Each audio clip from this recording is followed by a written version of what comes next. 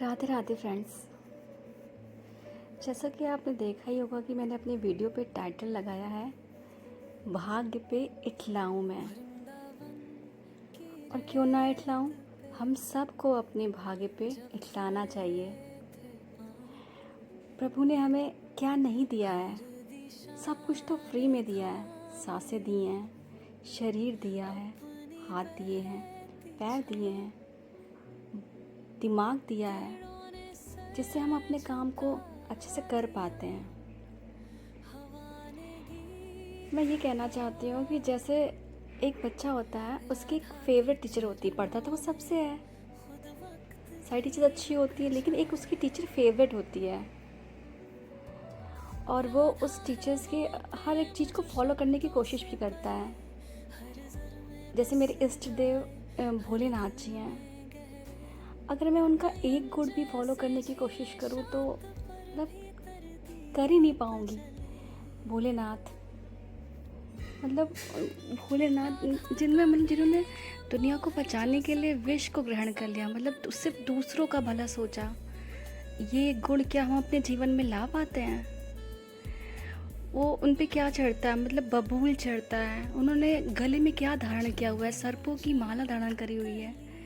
ऐसी चीज़ जिससे हम लोग डर जाते हैं, या फिर हाँ कांटे जिनको हम पसंद, मतलब अगर हमें कोई कांटे दे तो क्या हम लेना चाहेंगे? तो अपने इष्ट देव यानी भगवान के हम एक भी गुण अगर अपने अंदर ले पाएँ तो जीवन क्या ही होगा ना।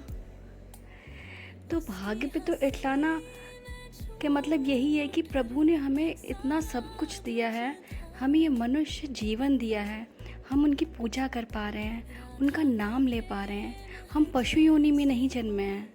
तो ये बहुत ही भाग्यशाली बात है, हम सब के लिए बहुत ही भाग्यशाली बात है।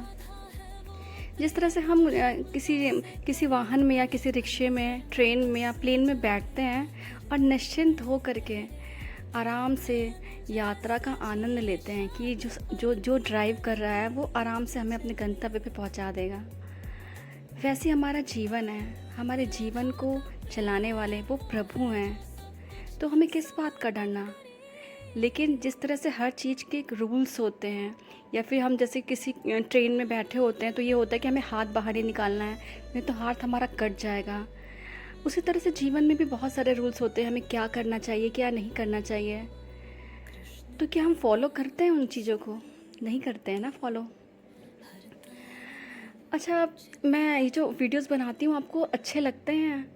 आप मुझे प्लीज़ कमेंट करके बताइए कि क्या मैं आपके जीवन में थोड़ी सी भी 1% भी सकारात्मकता ला पा रही हूँ? प्लीज़ मुझे बताइएगा ज़रूर। और अपने भाग्य पर बहुत इठलाइए। प्रभु का ये जो दिया हुआ जीवन है ये बहुत ही अनमोल है। जैसे कि सब बड़े लोग कहते हैं ना कि बहुत बहुत सारी योनियों के बाद हमें ये जन्म मिला है।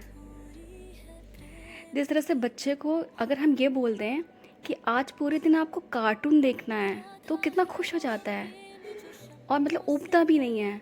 लेकिन अगर हम उससे बोल दें कि तुम्हें 2 आवर्स स्टडी करनी है, यहाँ से हिलना नहीं है, तो उतनी खुशी खुशी वो पढ़ता नहीं है। वैसे जीवन में अच्छे और बुरे कर्मों का साथ है। अच्छे कर्म बहुत ही मुश्किल से हम कर पाते हैं, बुरे कर्म करने में हमें बहुत मज़ा आता है। अपने जीवन को समझिए, प्रभु के द्वारा दिया गया ये वरदान, ये अनमोल जीवन, इसको सार्थक बनाइए। और अपने विचार प्लीज़ कमेंट में ज़रूर लिखिएगा। राधे राधे।